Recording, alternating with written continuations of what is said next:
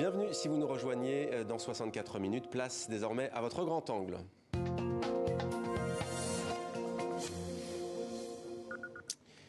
Il est sans conteste l'un des artistes contemporains les plus célèbres dans le monde. Ai Weiwei a connu les affres de la répression. La critique du pouvoir chinois et du pouvoir en général est un fil rouge dans le travail de cette icône de l'art contemporain. Où qu'il aille, Ai Weiwei n'a pas peur de faire entendre sa voix pour défendre les libertés lorsqu'elles sont bafouées. Il a su faire de son œuvre une arme politique et pour la première fois, l'artiste et dissident chinois se raconte dans ses mémoires. Bonsoir Ai Weiwei, ravi de vous recevoir sur TV5 Monde, soyez le bienvenu. Vous êtes sculpteur, performeur, photographe, architecte également. Votre livre « 1000 ans de joies et de peines » est publié aux éditions Buchet-Chastel. Ai Weiwei, votre ouvrage, il se lit comme une lettre d'amour au goût amer à votre pays. Vous vivez aujourd'hui en exil au Portugal, très loin de la Chine. Est-ce que votre pays natal, votre terre, vous manque ? I do miss my land. The people there, ça me manque, mon pays et la yes, langue et les gens qui y vivent, oui. Ça, c'est quand vous n'êtes pas dans votre pays, c'est un sentiment très général, très commun. Eh bien, voilà, il vous manque tout, en fait. Ai Weiwei, difficile et même impossible de résumer votre parcours, votre vie en l'espace de quelques minutes, mais nous voulions ici à TV5 Monde revoir avec vous ces images, ces événements, ces faits marquants de votre vie. Voyez ce récit signé Florent Krebseg. Hong Kong, il y a 2 mois. Ouverture du splendide bâtiment M+, dont l'ambition est de rivaliser avec les plus grands musées d'art contemporains occidentaux. 2 œuvres d'Ai Weiwei devaient y être exposées. Whitewash était bien là. Plusieurs centaines de pots, de l'âge de pierre, recouverts de peintures industrielles. Mais la 2e œuvre de Weiwei a été refusée. Pourquoi ? La célèbre photo d'un doigt d'honneur vers la place Tiananmen a été considérée comme une menace pour la sécurité nationale par les hauts responsables de Hong Kong. Que ce soit clair, dans ce musée, nous ne considérons pas que l'expression artistique soit au-dessus de la loi. La loi de Pékin. Ai Weiwei est né dans le carcan des années Mao, des affres de la révolution culturelle. Son père, Al King, poète et intellectuel célèbre, qualifié de droitiste, a subi avec sa famille près de 20 ans de camp de rééducation. La formation artistique d'Ai Weiwei, teintée de colère, est passée dans les années 80 par New York et la rencontre avec l'œuvre si radicale et libertaire de Marcel Duchamp, pour qui il fallait se battre pour la liberté de création et pour qui l'ordre, la religion et le bon goût étaient les ennemis. Installations, sculptures, films, photos, l'art d'Ai Weiwei est un combat contre le totalitarisme et, forcément en Chine, ça passe mal. Ai Weiwei est devenu un problème pour les autorités après le tremblement de terre du Sichuan en 2008. Avec son équipe, il a décidé d'enquêter pour savoir combien d'écoliers étaient morts. Quand il a tenté d'obtenir un bilan, ses demandes ont été rejetées par les autorités. Ai Weiwei et son atelier ont alors établi et publié une liste des enfants décédés.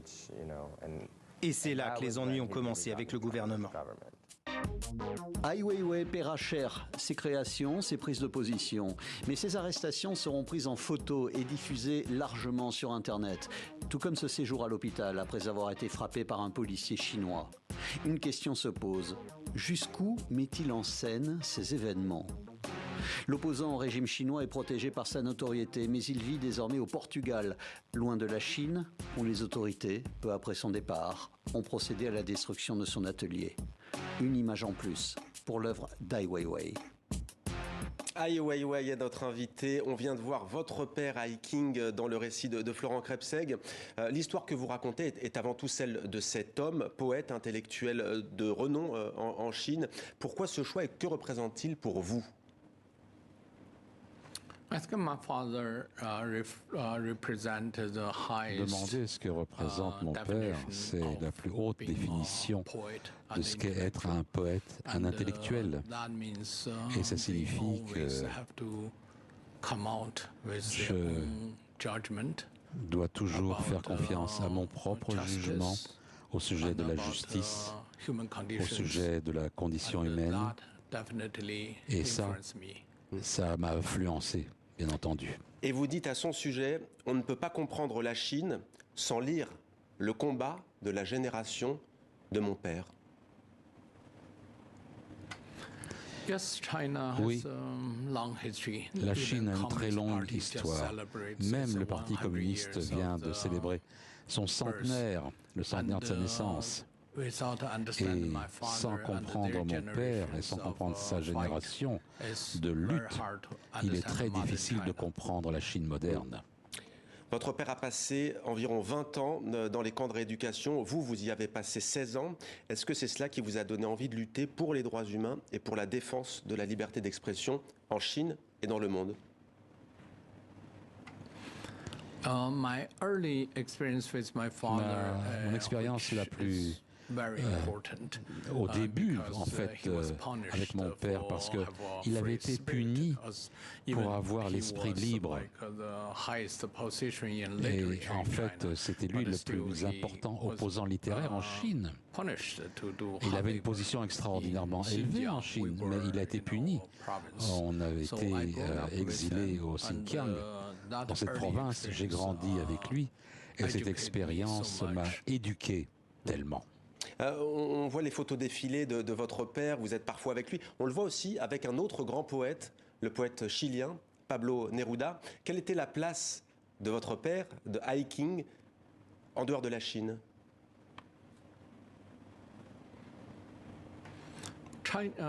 Hiking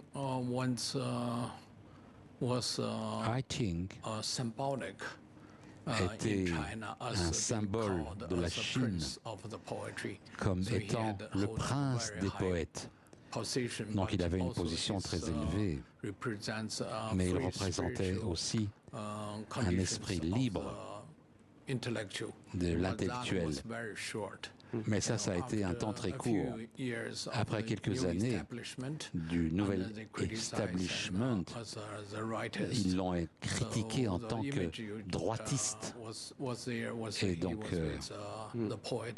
il était avec, dans cette photo avec le poète Neruda, ils étaient très très très proches. Dans votre livre, Ai Weiwei, il est aux questions de New York aussi. Vous avez dû quitter votre pays de 1980 à 1993. Quels souvenirs gardez-vous de cette grande ville américaine et de votre expérience là-bas? La ville de New York, c'est comme un monstre gigantesque. Il y a tellement de passion. Et bien sûr, pour un jeune homme comme moi, d'un endroit très reculé du désert du Gobi, c'était comme surréel de voir ce qui se passait là-bas, de voir ces créatures exceptionnelles qui vivaient à Manhattan. Mais bien sûr, petit à petit, j'ai compris ce qu'il y avait derrière toute cette énergie, le capitalisme et la survie des gens était très très difficile et il y avait beaucoup de luttes. Donc New York, c'est beaucoup d'enthousiasme, d'excitation et aussi de désespoir. Alors pour l'anecdote, je précise qu'à l'époque, vous faisiez des portraits dans les rues de New York et peut-être que certaines anonymes aujourd'hui ont l'un de ces précieux croquis chez eux et qu'ils le gardent secrètement. On ne va pas lister bien entendu tout ce que vous racontez dans ce livre, on va laisser à celles et ceux qui nous regardent le soin de découvrir par eux-mêmes. On aimerait vous entendre sur l'actualité. D'abord, cette joueuse de tennis chinoise, Peng Shuai, elle a accordé un entretien à un journal français il y a 2 jours. Tout à l'heure, on l'a vu à l'image aujourd'hui aux côtés du président du comité international olympique à Pékin où se déroulent les JO. Est-ce que vous êtes inquiet pour elle et pour son sort?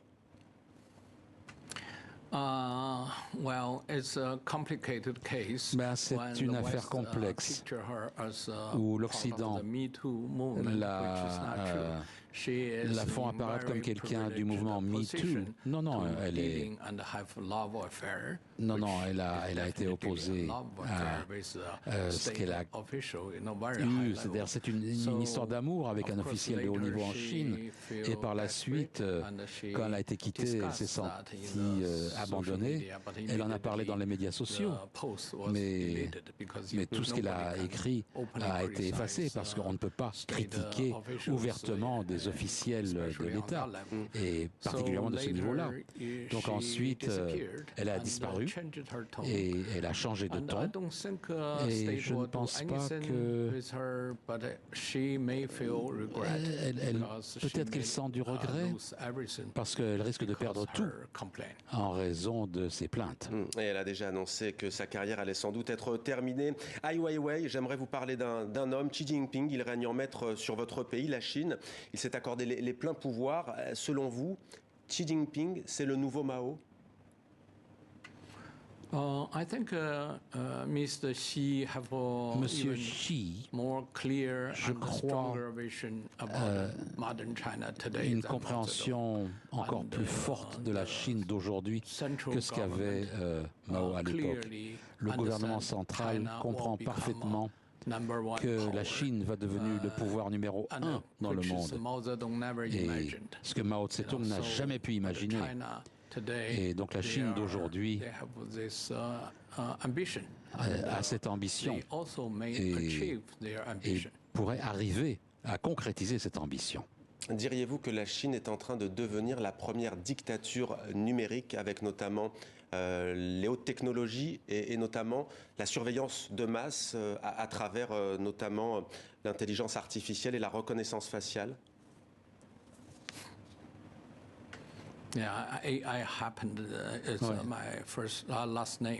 Vous savez, AI, l'intelligence artificielle en anglais, c'est mon nom de famille. Mais la Chine a été un leader technologie sur le contrôle de l'information personnelle. Et cette pandémie les a renforcés plus que jamais. Oui, bien sûr, sur le contrôle des masses. Alors, il y a une photo très touchante dans votre livre. On vous voit sur une plage de Lesbos, en Grèce. Vous avez le regard baissé, comme un homme abattu qui se pose des questions. Je vous parle de cette image parce que vous avez réalisé un documentaire. Vous êtes aussi cinéaste sur les migrants. Ça s'appelle Human Flow. Qu'est-ce que vous avez tenté de comprendre en donnant la parole à plus de 600 personnes dans 23 pays et 14 camps de réfugiés? Pour moi, pour comprendre la politique internationale et l'humanité est une leçon que je dois découvrir. Qu'est-ce qui s'est passé dans le monde? Comment l'Europe et l'Occident s'occupent de ces crises humanitaires telles que la situation des réfugiés? Et bien sûr, ce que j'ai découvert, c'est vraiment une grande désillusion. Et les réfugiés ont été très mal traités et ils sont dans des situations désespérées.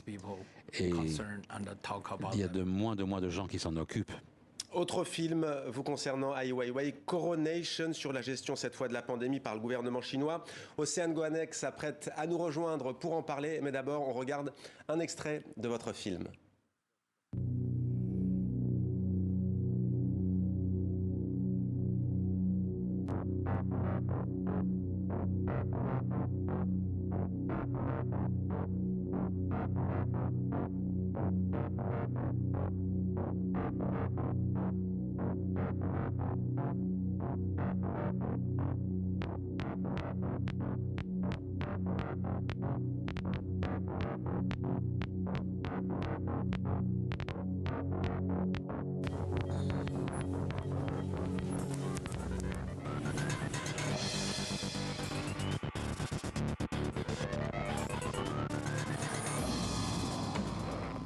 Bonsoir Océane, ravi de vous retrouver. Ai Weiwei est toujours avec nous. Océane, on espère que Ai Weiwei est en train de faire une œuvre d'art sur nous. Il a sorti son téléphone portable pendant ce court extrait. C'est ce qu'on espère en tout cas. Alors Océane, on parle donc de ce film. Cette fois, ça concerne la pandémie. Oui, un film que vous avez tourné à distance, on peut dire ça comme ça, avec des images qui ont été récupérées par des proches qui étaient à Wuhan pendant le confinement. Dans ce film, vous critiquez notamment la gestion de la pandémie par le gouvernement chinois. Est-ce que d'après vous, même si la Chine a mieux réussi dans une certaine mesure à contrôler le virus, les méthodes qui ont été mises en place sont inacceptables ? Je pense que la Chine s'est occupée de cette pandémie avec quelques personnages de couverture, de cacher l'information. Donc on ne sait pas exactement ce qui s'est passé au début. Il était vraiment très essentiel de savoir ce qui s'est véritablement passé. De quoi s'agit-il avec cette pandémie? Donc bien sûr, après quasiment des années de cette énorme crise, la Chine essaye encore de totalement dire qu'il n'y a pas de cas de pandémie, ce qui scientifiquement n'est pas raisonnable. Et ils utilisent un contrôle quasi militaire des activités des gens, et plutôt que d'avoir une approche scientifique. Donc la situation en Chine est absolument impensable en termes de droits de l'homme, de la façon dont on contrôle cette pandémie. Le film n'a pas été diffusé en Chine. Pourtant, ce n'est pas votre œuvre la plus subversive. D'ailleurs, selon vous, laquelle a le plus dérangé le gouvernement chinois dans votre carrière? Le film est un film très honnête. Et c'est pas de la critique. Il ne critique pas quelqu'un de précisément. Mais mon nom est vraiment quelque chose de subversif. Ils ne peuvent pas permettre à mon nom d'apparaître dans les médias en Chine. Donc mon problème en Chine, c'est pas le fait que je sois suivi ou que je sois contrôlé, mais c'est ma voix, c'est que ma voix ne peut pas être entendue en Chine. Alors c'est bien en effet votre particularité, hein. Ai Weiwei, vous êtes un artiste contemporain connu aujourd'hui à travers le monde, notamment par vos messages politiques. Et selon vous, est-ce que l'art, sous toutes les formes, que ce soit cinéma, peinture, performance, doit être forcément subversif ou révolutionnaire? L'art, si c'est du bon art ou de l'art pertinent, est toujours subversif et questionne toujours les jugements statiques et donne une nouvelle façon de regarder le monde. C'est pour cela que l'art est beau. La beauté est dangereuse. Et c'est la raison pour laquelle l'art est nécessaire, parce que ça fait partie de ce que l'on considère comme l'esprit humain, le fait de se comprendre et de redéfinir notre époque. En France, vous avez essuyé une critique récemment, justement, c'est toujours dans ce débat-là. Certains disent que vous êtes plus un activiste qu'un artiste. Qu'est-ce que vous pouvez répondre à cela? C'est quoi? On est un peu trop frileux en France?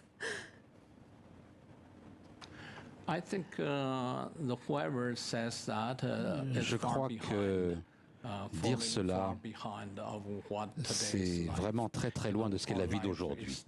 Notre vie n'a rien d'autre et n'est rien d'autre que la politique. Et tout citoyen doit définir et défendre ses droits, la liberté d'expression, les droits humains. Donc penser que l'art peut être simplement de l'art pour l'art, c'est une pensée du 19e siècle ou du début du 20e siècle, je dirais. Donc je crois que c'est très loin derrière nous. Merci beaucoup Ai Weiwei, merci infiniment, merci à vous Océane. Ai Weiwei, je précise que je voulais aussi vous poser une question tout à l'heure, mais le temps file sur le sort réservé aux Ouïghours, mais j'invite nos internautes à regarder les prises de position que vous avez eues sur la minorité musulmane de Chine. Merci infiniment encore à vous. Xie xie. J'espère que je ne prononce pas trop mal en chinois. Merci à vous infiniment d'avoir été notre invité.